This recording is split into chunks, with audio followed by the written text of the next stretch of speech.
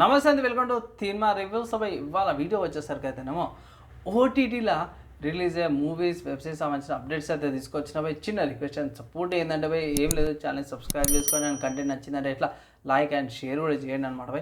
So first update చూసుకుంటే మాత్రమే సలార్ నుంచి అనమాట. అరే ఏందన్నా ఇంకా సలార్ గురించి మాట్లాడుతున్నాం అంటే సలార్ యొక్క హిందీ వర్జన్ ఏదైతే ఉందో డిజ్నీ ప్లస్ హాట్స్టార్లో February 16th వస్తుంది.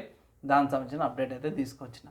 అండ్ తర్వాత చూసుకుంటే భామకల్పం 2 ఏదైతే 2020లో వచ్చిన మూవీ ఉంది కదా, దానికి సంబంధించిన సీక్వెల్ వచ్చి February 16th ప్రీమియర్ అవుతుంది ఆ హాల్ అనమాట.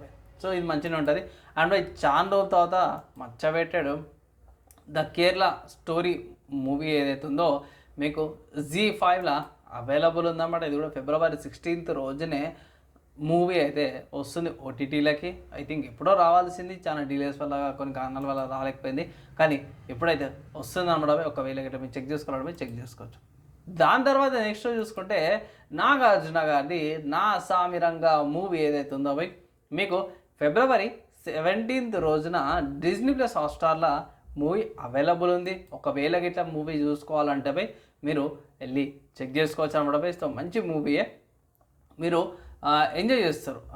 అన్నదమ్ముల బాండింగ్ సంబంధించింది. ఆల్రెడీ నేను రివ్యూ పబ్లిక్ టాక్ కూడా ఆల్రెడీ చెక్ చేసి తీసుకొని పెట్టినాను. ఒకవేళ ఇట్లా మీరు చూడకపోతే ఇట్లా theatre account public talk and also నా రివ్యూ ఐకార్డ్లో పెట్టేస్తాను, చెక్ చేసుకోండి.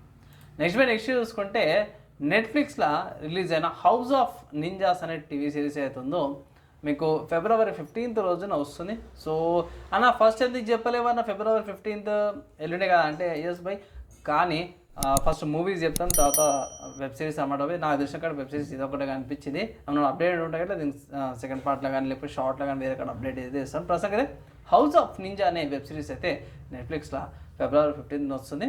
మీరు వెళ్ళి చెక్ చేసుకోవచ్చు అన్నమాట. అంటే ఇవి కంటెంట్ ఎలా అనిపించింది మీ ఒపీనియన్ కింద కామెంట్ చేయండి. అండ్ ఇవిడకైతే నెక్స్ట్ వేళ కలుసుకుందాం.